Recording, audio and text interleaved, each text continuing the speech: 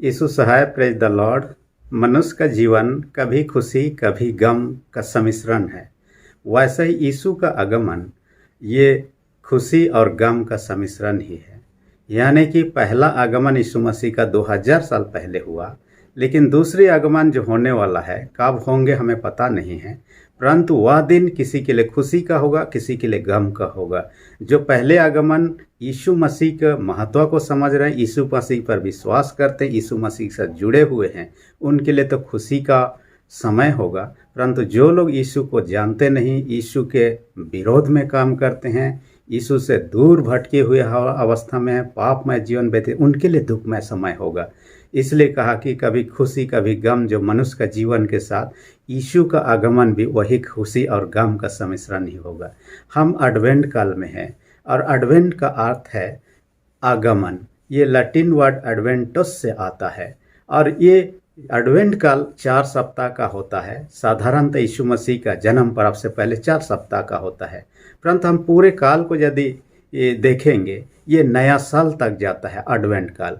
और कलीसिया कैलेंडर के अनुसार हम जब देखते हैं, एडवेंट काल सबसे पहला काल होता है। हम कलीसिया कैलेंडर में 6 काल को चर्चा करेंगे और उन 6 काल के पूरे साल भर में डिवाइडेड है।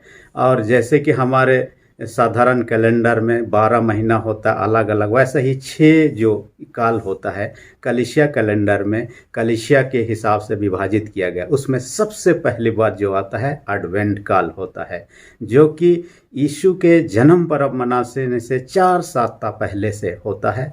और ये जो 4 सप्ताह के अलावा नया साल तक जाता है, जब तक कि एपिफानियस पर्व हम लोग नहीं मनाते, एपिफानियस काल में हम लोग प्रवेश नहीं करते हैं।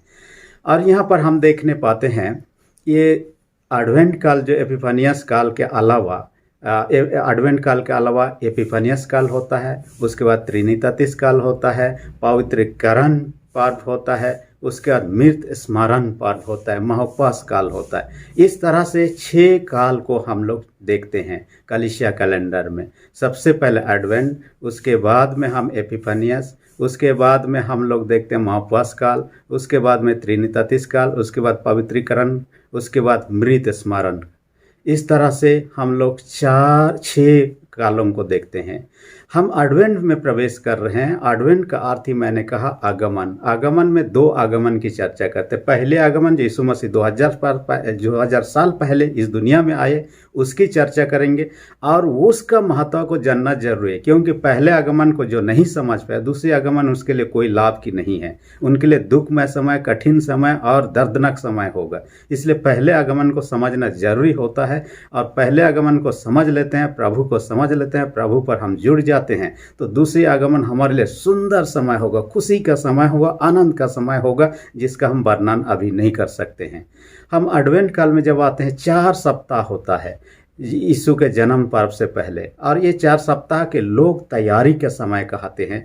और यीशु का पहले आगमन के लिए सेलिब्रेशन जो क्रिसमस के रूप में करते हैं, उसकी तैयारी है, और यीशु का दूसरे आगमन के लिए तैयारी है। दोनों के लिए, पहले आगमन दूसरे आगमन के लिए, ये 4 सप्ताह की जो तैयारी है अलग अलग नाम से नामकरण किया गया है। और कलीसिया में लोग अलग अलग चर्चों में अलग अलग हिसाब से इन तैयारी दिनों को पालन करते हैं। उनमें से कहा जाता है सबसे पहला सप्ताह को, जो कि 4 सप्ताह होता है, 4 कैंडल जलाया जाता है, पहले सप्ताह का नामकरण किया गया होप, आशा के रूप में। और ये किनके समर्पित किया गया? भविष्यवक्ताओं को, क्योंकि यीशु मसीह जन्म से 4000 साल पहले सबसे पहली बार यीशु के आने के विषय, यीशु इस दुनिया में जन्म लेंगे, यीशु उद्धार का काम को पूरा करेंगे, उसके बारे में सबसे पहले लिखी गई बाइबल में। और इस कारण से ये भविष्यवक्ताओं के द्वारा बार बार यीशु के बारे में लिखा गया। इसलिए उस काल के लोग उसी समय से राह देख रहे थे, उम्मीद कर रहे थे एक मसीहा उद्धारकर्ता इस दुनिया में आएंगे, और उस दिन को भविष्यवक्ताओं के द्वारा ज़्यादा जोर दिया गया था। इस कारण से एक होप, उम्मीद, आशा लोग लिए हुए जीवन व्यतीत कर रहे थे 4000 साल तक। इसलिए 4000 के बदले में हम लोग 1 सप्ताह 1000 के बराबर, 2 सप्ताह 2000 के बराबर, 4 सप्ताह 4000 के बराबर हम भी उसकी आशा देखते हैं, राह देखते हैं, तैयारी करते हैं। दूसरा जो सप्ताह है वो लव के नाम से नामकरण किया गया, प्रेम। और ये हम जो परमेश्वर का प्रेम है, यूसुफ मरियम के गोद में यीशु के रूप में आता है। मरियम और यूसुफ जबकि शादी भी नहीं हुआ था, परंतु परमेश्वर ने मरियम के जरिए से यीशु मसीह को जन्म की व्यवस्था को किया। और जन्म से पहले हम जानते हैं यूसुफ और मरियम बैतलहम की यात्रा करते हैं, क्योंकि उस समय नाम लिखाई का समय था। और वे लोगों का यात्रा जो परमेश्वर का महान प्रेम यीशु मसीह के रूप में इस दुनिया में प्रकट होने वाला था, उसके लिए उनका तैयारी का समय था। और इसी सप्ताह को इसी के रूप में नामकरण किया गया। तीसरे सप्ताह का नाम जॉय या आनंद के रूप में, और ये यीशु मसीह का इस दुनिया में आने का खुशी आनंद के बारे में। हम जानते हैं लूका 2 अध्याय में स्वर्गदूत ने कहा, देखो मैं तुम्हें बड़े आनंद का सुसमाचार सुनाता हूँ। यानी ऐसे आनंद का समाचार जो कि एक आदमी के लिए नहीं, एक जाति के लिए नहीं, एक देश के लिए, सारे संसार के लोगों के लिए आनंद का समय था। और यीशु का उस आगमन का आनंद जो है, ना केवल स्वर्गदूतों ने गीत गाया आनंदित हुए, ना केवल गाड़ियों ने यीशु का दर्शन के आनंदित हुए, ना केवल 3 ज्योतिषी दूर देश से आकर यीशु का दर्शन के आनंदित हुए, परंतु सारे संसार के लिए आनंद का कारण है। इसलिए सप्ताह का नामकरण, चौथे सप्ताह का नामकरण किया गया है पीस, शांति। यानी कि यीशु मसीह आने के बाद में जितनों ने मसीह को ग्रहण किया, परमेश्वर का अद्भुत शांति को प्राप्त करते हैं। और यशायाह 9 अध्याय 6 पद में इस बात को पाते हैं, यीशु मसीह शांति का राजकुमार होकर इस दुनिया में जन्म लेते हैं। इसलिए 4 सप्ताह विशेष सप्ताह है। आज का वचन हम देखते हैं रोमी उसका 13 अध्याय 11 से 14 पद पर हम चर्चा करेंगे। और यहाँ पर रोमी 13 11 से 14 में पौलुस प्रेरित एक विशेष बात को कहता है, यीशु के आगमन की तैयारी कैसे करें, इस पर चर्चा करता है। फिर से मैं रिपीट कर रहा हूँ, यीशु के आगमन की तैयारी कैसे करें उसके बारे में चर्चा है। 4 बातों की चर्चा हम यहाँ करेंगे। सबसे पहली बात जो कि 11 पद में ही कहता है, नींद से जाग उठने का समय है। यानी कि वर्तमान समय को भी हम कह सकते हैं।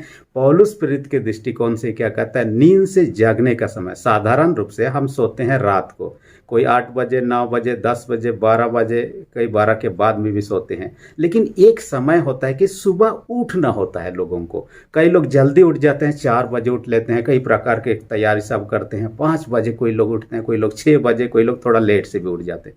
लेकिन सुबह को जो समय है, उठने का समय है। सुबह जो उठने का समय को यीशु का इस दुनिया में दोबारा आगमन का समय के साथ में ये किया गया, जोड़ा गया है। यानी सुबह जैसे उठने का समय, अब ऐसा वर्तमान का समय यीशु का इस दुनिया में आने का समय है।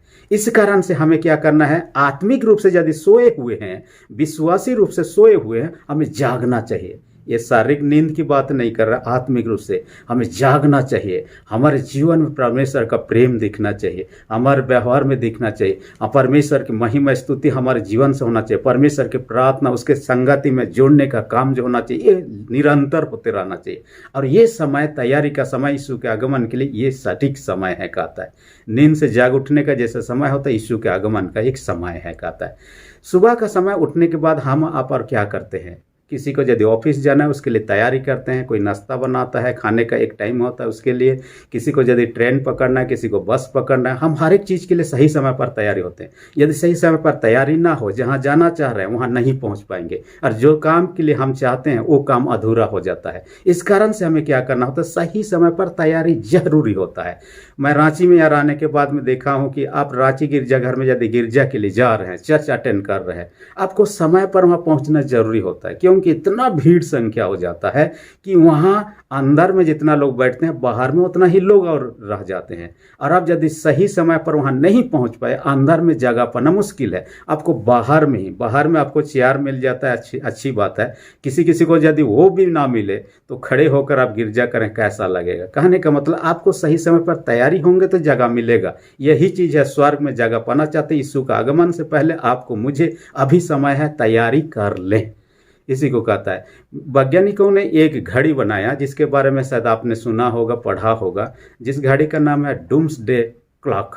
और ये 1947 में बनाया। 15 वैज्ञानिकों ने, उन्होंने एक ग्रुप बनाया, उन लोगों ने एक घड़ी बनाया। घड़ी चलने वाला घड़ी नहीं है, खाली वो फिक्स किया हुआ रहता है। रात के 12 बजने के लिए शुरू में उन्होंने कितना 17 मिनट बाकी रख दिया। यानी जितना जितना दुनिया का स्थिति यदि बदलते जाएगा, दुनिया का अंत होने निकट होगा, उस मिनट का कांटा को 12 की ओर बढ़ाते जाएंगे। और ऐसा करके 1947 से लेकर अब तक में 24 बार बदला गया। उस टाइमिंग में कभी नज़दीक लाया गया, कभी दूर किया गया। और 2020 में जबकि कोरोना वायरस के कारण से पूरे संसार के लोग मरने मिटने लगे और भयानक स्थिति रही, इन वैज्ञानिकों ने उस कांटा को लाकर रात के 12 बजने 100 सेकेंड बाकी रख दिया। यानी और 100 सेकेंड यदि पहुंच जाएगा, उनके दृष्टिकोण से, वैज्ञानिकों का साइंटिफिक दृष्टिकोण से हम कहें, दुनिया का अंत का समय हो जाएगा। तो इस कारण से कहता है ऐसा नज़दीक पहुंच चुका है, 12 में घुसा नहीं है और 100 सेकेंड बाकी है, परंतु कभी भी घुस सकता है। इसलिए हमें आपको क्या करना चाहिए? तैयारी करना चाहिए। ये तो जब भी कि बाइबल के आधार पर नहीं, संसार के दृष्टिकोण, हकीकत, जो कुछ भी वो लोग अध्ययन करते हैं उसके आधार पर लोग फीस करते हैं। आज कई सारे हमारे बाइबल के विद्वान लोग हैं, अपने अपने हिसाब से प्रभु के आगमन के विषय में जोर देते हैं कि तुरंत होने वाला, जल्दी होने वाला, आपको मुझे तैयारी करने की आवश्यकता है। इसलिए आपको मुझे इसके लिए सोचना है, तैयारी करना है। यदि तैयारी कर लेते हैं तब तो हम सुरक्षित हैं। आप लोग जानेंगे भोपाल दुर्घटना के नाम से इंडिया में एक बहुत भयानक घटना हुआ था। उस समय रात के समय में एक घटना हुआ, गैस पाइप फट जाने के कारण से गैस, पूरा जहरीला गैस शहर में फैल गया। और इसके कारण से जो लोग इधर उधर घूमते रहे, कोई रेलवे स्टेशन, कोई बस स्टेशन, कोई इधर उधर घूमते रहे, वो उसका चपेट में आ गया, मार मिटे। खासकर 2 प्रकार के लोग वहाँ जिनके संपर्क में गैस आने के बावजूद बच गए। उनमें से क्या, जो लोग रजाई ओढ़ा के, कंबल ओढ़ा के पूरा ढका के रहे, उनके अंदर में घुसा नहीं जहरीला गैस। इस कारण से लोग सुरक्षित रहे। काफ़ी लोग तो ऐसे ही यदि पूरे ढके हुए नहीं थे, सोए अवस्था में उनका ये लोग ख़त्म हो गए। परंतु जो लोग ढके हुए थे, दूसरा कौन लोग, जो आग के सामने, गरीब लोग आग जला के वहाँ पर सोते रहते थे। रात के समय, ठंड का सीजन था, वो आग का जो ये था, उसके जो रोशनी तो नहीं, परंतु उसका जो तेज था, उसके कारण से जहरीला गैस वहाँ आया नहीं, उससे दूर हो गया थोड़ा सा, और दूर में ही अटक गया, जिनके कारण से ये लोग भी सुरक्षित रहे। यानी ऐसे सुरक्षित रहना चाहते हैं, अंतिम दिन में यीशु का आगमन, हमें यीशु के पास आना ही, यीशु को जानना ही, यीशु को उद्धारकर्ता के रूप में आपको मुझे स्वीकार करने की आवश्यकता है। दूसरी विशेष बात यहाँ पर पौलुस प्रेरित कहता है, वो तो है अंधकार के कामों को त्यागने का समय। अंधकार के काम क्या है, यहाँ पर लिस्ट दे दिया है। हम इस वचन में पाते हैं 11 से 14 में। उस लिस्ट में सबसे पहला कहता है लीला क्रीड़ा। पहला लिस्ट जो कहता है लीला क्रीड़ा। और लीला क्रीड़ा का अर्थात उस समय में मूल रूप से जो भाषा में लिखा गया था, उसके लिए कॉमर्स वर्ड का यूज़ किया गया। और कॉमर्स वर्ड का अर्थ होता था, कोई व्यक्ति जीत के आता, चाहे खेल में, चाहे लड़ाई में, चाहे कुछ चीज़ में, तो उसके साथी लोग उसके साथ होते, जय जयकार करते, गीत गाते, नाचते, देखते। इसको कहा जाता था लीला क्रीड़ा। शुरुआत में जिस समय ये वर्ड यूज़ किया गया, बाद में इसको रस रंग का नाम दिया गया। इसका दूसरा नाम जो होता है रस रंग। और इसके अंतर्गत में क्या होता था, लोग, जवान युवती लोग रात के समय में रोड सड़कों में जमा होते, खाते पीते, मौज करते। इन चीज़ों को कहा गया है लीला क्रीड़ा। और वर्तमान इस प्रकार के जीवन को हम आसानी से देख सकते हैं। बड़े बड़े नाइट क्लब सबको आप देख सकते हैं, बार सबको आप देख सकते हैं। और ऐसे जो कि अंधकार में रात के समय में किया जाता है, ड्रग्स पार्टी, कई प्रकार के पार्टियां किया जाता है, जिसमें कि नशीले चीज़ों का सेवन करना, ऐसे म्यूजिक पर नाचना जो कि मसीह के दृष्टिकोण से, हम कहें बाइबल के दृष्टिकोण से अच्छा नहीं है। और ऐसे अनैतिक काम है, यौन अनैतिक, अन्य अनैतिक काम है जो कि ऐसे रातों में किया जाता है आजकल। और एक चीज़ प्रचलन है बड़े बड़े शहरों में, वाइफ शॉपिंग के नाम से कहा जाता है। इसमें किया जाता है, अपने अपने पत्नियों को एक दूसरे के साथ अदला बदली करना एक रात के लिए। और ये लोगों का चलन ऐसे किया, बड़े बड़े शहरों में एक कॉमन सा होने लगा है। और ये लोग क्या करते हैं, एक दूसरे की पत्नी के पास साथ अदला बदली करते हैं, और एक रात के लिए दूसरे पत्नी को अपने यहाँ जहाँ भी वो टाइम स्पेंड करना चाहते हैं रात भर, और अपना पत्नी को दूसरा कोई ले जाएगा। इस तरह एक आंकड़ा के अनुसार कहा जाता है, जो मेट्रो सिटीज़ है उसमें 27% लोग इस प्रकार के चीज़ों में इन्वॉल्व है। यानी आज अनैतिकता जो रात के समय होने वाला दिनों दिन बढ़ते जा रहा है, और इन चीज़ों से बचे रहना है कहता है। दूसरा और चीज कहता है पियंकड़ कहता है। और ये जो नशा सेवन है जिनके कारण से हमारा संतुलन ही मानसिक संतुलन बिगड़ जाता है, और अच्छे अच्छे लोग इसके द्वारा से क्या क्या हो जाते हैं। और आप जानते हैं नशा के कारण ही बाइबल में हम बर्थडे सेलिब्रेशन के बारे में चर्चा पाते हैं। नशा करने के कारण से देखिए, हेरोद राजा जब बर्थडे का सेलिब्रेशन कर रहा था, जन्मदिन मना रहा था, पीने के बाद में का जो चाहिए वो हेरोदियस की बेटी डांस की जो चाहिए मांग, और उन्होंने यूहन्ना बपतिस्मादाता का सिर मांगा। और उन्होंने जोश जोश में तो कह दिया पीने पी खा के, लेकिन जब उन्होंने जो मांगा उसको मांगने के बाद वो इनकार भी नहीं कर सकता था, और उनको यूहन्ना बपतिस्मादाता को हत्या करना पड़ा, उनको थाली में उनका मुंडी को देना पड़ा। यानी पीने के बाद में लोगों का क्या जीवन होता है। उसके बाद एक महान व्यक्ति के बारे में जाता, अलेक्जेंडर द ग्रेट, दुनिया में ऐसा राजा था जिसने किसी से हारा नहीं, जीवन में जिससे भी लड़ा उससे जीत हासिल किया, और इतना तक कि भारत को जीतने के लिए भी आ चुका, एक राजा को हरा भी दिया और आगे बढ़ना चाह रहा था। उसके सैनिक लोग का सालों साल हम लोग लड़ते जा रहे हैं, थोड़ा सा आराम करना चाहिए, अपने घर जाना चाहिए, फिर दोबारा हम लोग शुरू कर सकते हैं। इसी के क्रम में वापस जा रहा था बेबीलोन, जहाँ पर उनका मृत्यु हो जाती है। असल में उसे बुखार हो जाता है, मलेरिया हो जाता है, लेकिन पीने खाने का दौर चलते ही रहता है। इस कारण से वो बुखार हालात में पीते पीते ही उनका कुछ दिनों में ही मौत हो जाता है। यानी ये नशा जो है कई लोगों को नाश का कारण है। इन चीज़ों से बचे रही कहना। तीसरा एक है व्यभिचार। ये तो आजकल बहुत ज़्यादा बढ़ते जा रहा है, यहाँ तक कि मैंने बीते दिन समाचार में पढ़ा उत्तर प्रदेश का, और ये तो है गोरखपुर क्षेत्र का घटना है। काफ़ी सारे लोग यानी कि 26-27 लोग जो एड्स बीमारी से ग्रसित थे, उनका रिपोर्ट मिला। असल में उनको होने का एक वजह था। एक महिला थी जिनका पति डेथ कर गया, जो मुंबई में काम कर रहा था, वहाँ से आके घर आया छुट्टी में, वो डेथ कर गया, उसको दफना दिया गया। लेकिन ये विधवा महिला कैसे जिएगी, इसलिए उन्होंने सोचा कि राशन कार्ड बनाए, विधवा कार्ड बनाए, जिनके जरिए से उनको कुछ ना कुछ तो सहयोग राशि मिल जाए जिससे अपना गुजारा हो सके।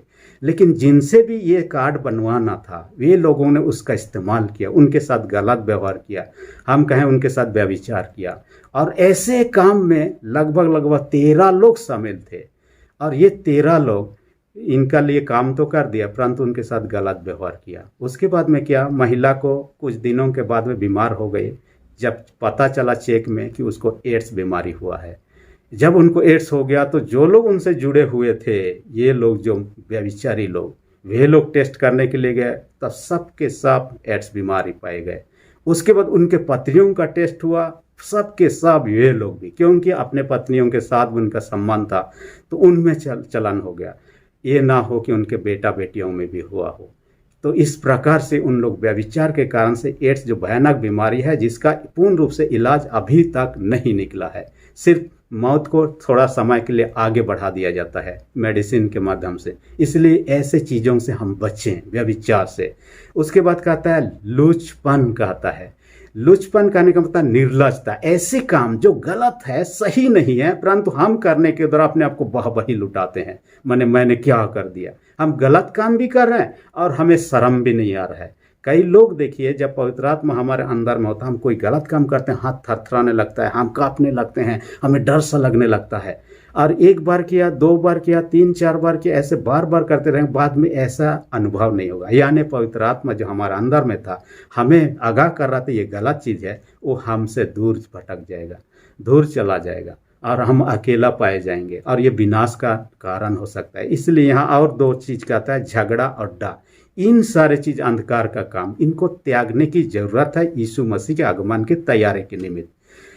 तीसरी बात पर हम चर्चा करेंगे, ज्योति के हथियार बांध ले, कहता है। ज्योति के हथियार क्या चीज़ है?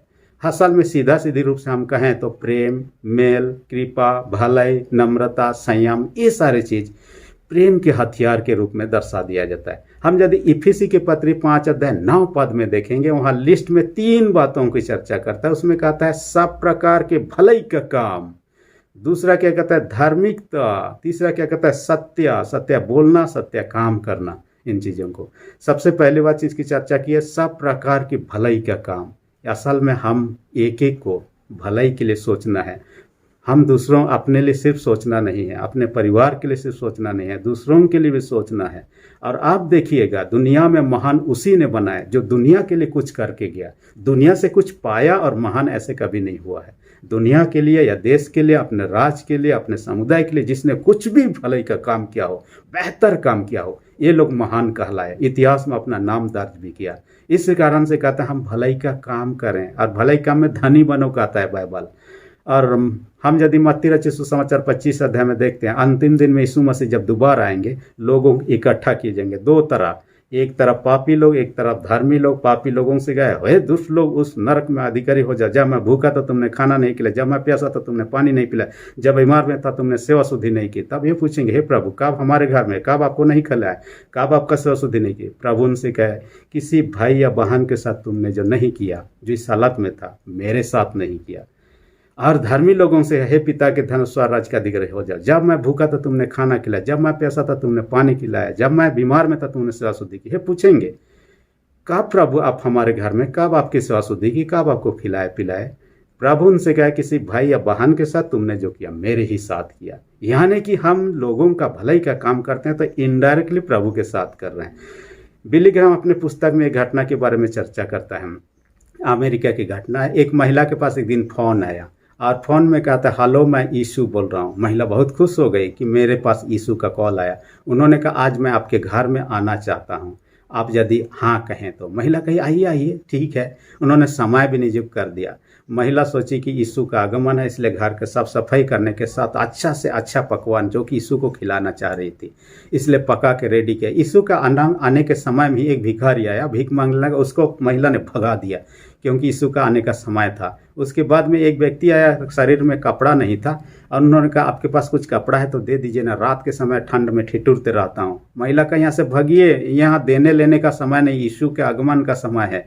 उनको भगा देने के बाद एक दूसरे व्यक्ति आता है जिसमें भूख के कारण कहता है कि 2 दिन से ठीक से कुछ खाना नहीं खाया हूँ, आपके पास कुछ भी है बचा हुआ तो दे दीजिए ना। महिला बोलती, मेरे पास है लेकिन आपके लिए नहीं, यीशु के लिए, यहाँ से भागिए। उनको भगाने के बाद में यीशु का इंतजार करने लगे, और यीशु का इंतजार करते करते शाम हो गया। उसके बाद रात हो गया। सोचने लगी कि क्या पता किसी ने मजाक कर लिया होगा मेरे साथ, फ़ोन से यीशु के नाम बोलकर मुझसे फ़ोन से मजाक किया होगा। बाद में उनके मन में ये भी ख्याल होने लगा, हो सकता है, पहले तो नहीं परंतु अब हो सकता है यीशु झूठ बोलना भी शुरू कर दिया हो, कुछ भी हो। परंतु जब ऐसा सोच ही रहा था, अचानक फ़ोन की घंटी बजी, हेलो मैं यीशु बोल रहा हूँ। तब महिला बोलने लगी, यीशु आज तो आप मेरे घर में आना था, मैंने सभी तैयारी किया, इंतजार किया, आप नहीं आए। यीशु बोलता है, असल में मैं दूसरे रूप में आना चाह रहा था, एक भिखारी के रूप में, एक नंगा व्यक्ति के रूप में, एक भूखा व्यक्ति के रूप में, परंतु आपने मुझे स्वीकार ही नहीं किया, और मैं उस रूप में आना चाह रहा था असल में, और आपने नहीं किया। यीशु मसीह के यहाँ उसके आने का जो दूसरा तरीका था। तो मत्ती 25 अध्याय इसलिए कहता है, इन छोटों से छोटों में से किसी के साथ हमने जो किया, तुमने जो किया मेरे ही साथ किया, यीशु मसीह का कथन। इसलिए सबके भलाई के लिए हम सोचें, जो कि महान लोग, मदर टेरेसा अपने देश को छोड़कर देखिए इंडिया में आए, अपने देश को वापस जाने का नहीं सोचे, अपने परिवार को, अपने घरों को इतना महत्व नहीं दिया। लोगों का, वो जो गरीब भिखारी लोग थे, उनके जो हालात थे, ऐसे परिस्थिति में उनको मदद किया। इस कारण से हम देखते हैं कितना महान हुई। चौथी और आखिरी बात जो कहता है, मसीह को पहन लेना, या मसीह को पहन लो कहता है। असल में शर्ट पैंट होता है तो हम पहन लेते हैं, यदि आजकल ठंड का सीजन है, स्वेटर है, जैकेट है, ब्लेजर है, हम पहन लेते हैं। परंतु मसीह को कैसे हम पहने, वो तो कोई शर्ट नहीं है। असल में यह कहने का पीछे फिलिपी 2 अध्याय 5 पद के अनुसार कहता है, जैसे मसीह यीशु का स्वभाव तो वैसा ही तुम्हारा स्वभाव, यानी अपने जीवन में यीशु के स्वभाव को हम धारण कर लें, हम पहन ले या ओढ़ ले, या तो हम अपने में समा ले कहता है। और यीशु हमारे रोल मॉडल है, और उसके अनुसार अपना जीवन को व्यतीत करना चाहिए।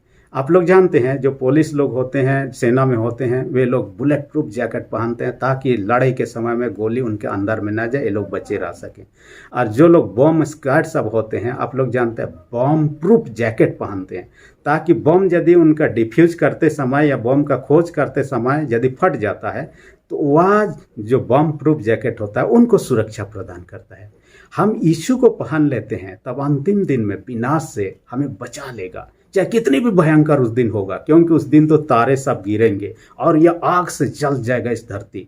और ऐसे परिस्थिति में हम यदि पापी स्वभाव में रहे कदापि बच नहीं पाएंगे। ये तो भयानक दिन होगा।